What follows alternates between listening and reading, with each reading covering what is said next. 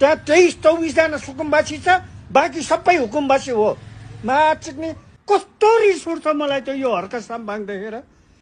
यो मुजी त गए गुज्रेकै हो, मुजी नै भन्छु म त। यो मुजी गुइठे मुजी, हर्के मुजी, कमसेकम अरूले त्यत्रो समाजले भनिरहेछ कस्तो घमण्डी। हे भगवान साला, पहिला बुझ त्यो क्षेत्रमा गएर हुकुमबासी छ, सबै बालमा दिइरहेको सुकुम्बासीहरू हो। त्यो त्यहाँ 23-24 जना सुकुम्बासी छ, बाँकी सबै हुकुमबासी हो।